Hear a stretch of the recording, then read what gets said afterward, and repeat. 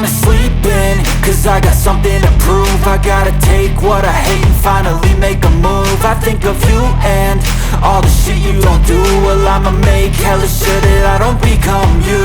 I have no regrets, yeah, I'll tie up my chest. I'll never forget what it's like to be in debt. Been stabbed in the back bed, I'll show you what happens. Pass me the mic and I'll show you with action. I feel this pain, you already know. Turn that to gains, let my money show. I've got these things that I can't let go. Watch me turn this life into something that you could never own. I feel this pain, you already know. Turn that to gains, let my money show. I've got these things that I can't let go. Watch me turn this life into something that you could never own. So fight and die for the things you know you love. Do what you think is right and see life do what you want.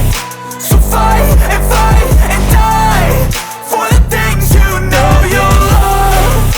Do what you think is right and see life do what you want. So give me all the scars, I'm a human being. Cover them with tattoos so you can't see. Knew it from the start, you had problems with me and the things I could be, I just wish I had seen. I feel this pain, you already know. Turn that to gains, let my money show. I've got these things that I can't let go. Watch me turn this life into something that you could never own. I feel this pain, you already know.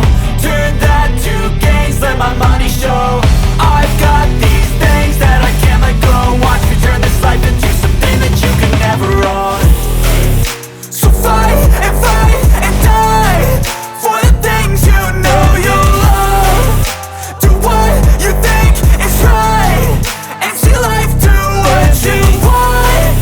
So fight and die for the things you know you love. Do what you think is right and see life do what you want.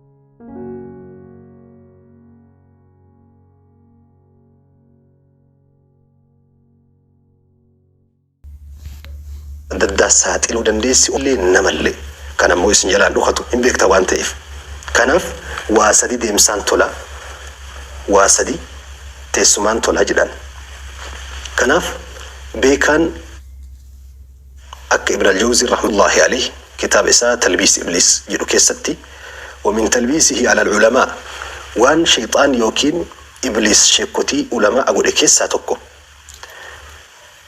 يو بكمتي كيسا نأرجي تجرا كنافو هندبتنا يو دبت وان بكمتنيف يو بكمتن وان نأرجي باي إفتنيف يو نأرجي باي إفتوان هجي كيسا كسرتنيف هندبتنا أجل أنجلا شيكوتي غري نمني إرجوا بيك إرجع ربي جلا إبسي باتري غرغدا إفا غرغدا هركسا كاي ummata dukkana keessa jiru raasaqu qaba socho'e dubbate mul'ate dalagu qaba inni dhukate taanan ummata jala ifaan dhaabee jira jechuudha bishaarreef jenne sun ummata jala gogee jira jechuudha gaaddisni silaa ilmi namaa jala qubatu ummata irraa harca'ee caccabee jira jechuudha kanaaf beekan aalimni tokko gaafa rabbi beekumsa isaa kenne beekumsa gayaa beekumsa san qabatee ummata gadi bahuu qaba yookaan immoo beekumsa beekamtii kana kasaasiti jedhee beekumsa qabatee taa'e taanaan dhagaa afaan lagaa ta'a akka ibn al-qayyim jedhe aalimni